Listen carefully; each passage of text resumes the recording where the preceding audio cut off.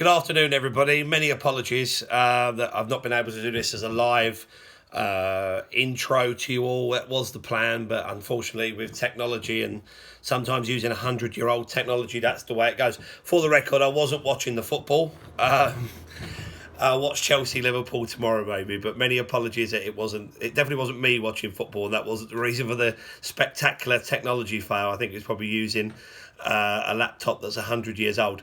What I wanted to talk to you a little bit about was academies and RE. Drawing my own experience, in the school I work in many years ago, we had an RE department. It was then not continued. We used to do drop downs. We became an academy. We used to do drop downs.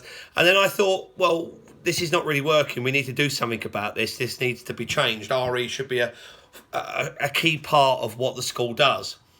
So I went away, spoke to some colleagues and brought RE back onto the curriculum. It had been taught in very small doses within PSHE up to then. It had no real probably did maybe 2 or 3 lessons per year, which was ridiculous. So what do we do straight away? We reformed the RE curriculum at Key Stage 3. Now the big difference between RE at Key Stage 3 and Key Stage 4 is that obviously in Key Stage 3 you might cover all of the religions, all 6 major world religions. You might cover humanism, you might cover ethics. If you teach RE at Key Stage 4, generally you will only teach 2 religions. Firstly, to look at Key Stage 3 and where it links with academies. So academies are exempt from following the locally agreed syllabus. They do not have to follow what the borough has set down as what should be taught in RE. However, RE should be offered as a broad and balanced curriculum at Key Stage 3, but the academies can set that down how they want it to be. But one of the big problems with academies at Key Stage, any academy when it comes to RE and whatever Key Stage it might be, is that RE needs to be very clear where it stands in the whole thing. So it should have a standalone lesson, not combined with PSHE. It should be at Key Stage 3 taught on its own. But one of the big problems also with RE is that SACRA, which is like a local network, usually in a borough, is very heavily local authority represented, I should say. Meaning that those who attend SACRA generally come from local authority schools. Academies are generally not very well represented. So going forward, there needs to be some clarity in regards to moving academies, representative lead RE teachers, heads of department need to move into being at SACRA meetings and have a strong presence. So there's a standardisation across that borough, because if they decide to go on and study RE at post 16, that's going to be lost because there's not a standardised approach. So I recommend academies, firstly, you don't have to follow the locally agreed syllabus. You do have to adhere to the idea that if a parent wants to withdraw a student from RE, they can do.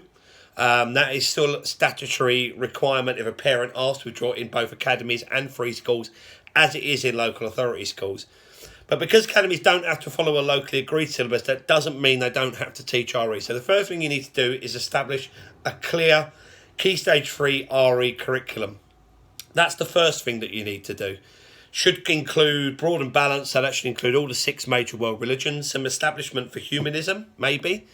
Looking at also ethics, philosophy, thematics, all issues that you can draw into Key Stage 3.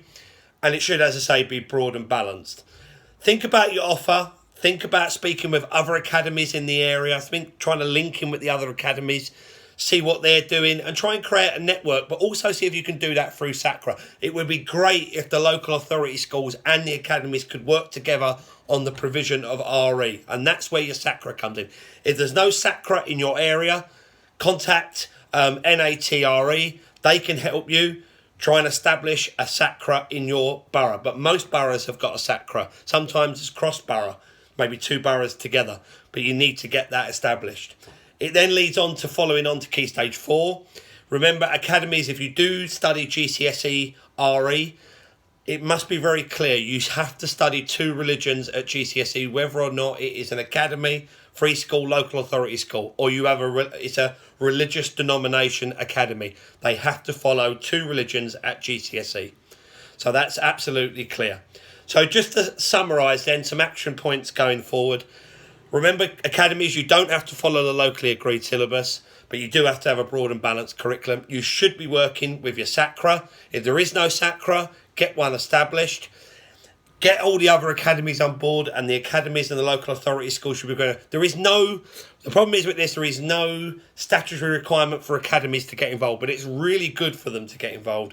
Take the lead in your school, in your academy, and ensure one last thing, that RE has its place in the curriculum. It does in my school. It does in lots of other schools I speak to.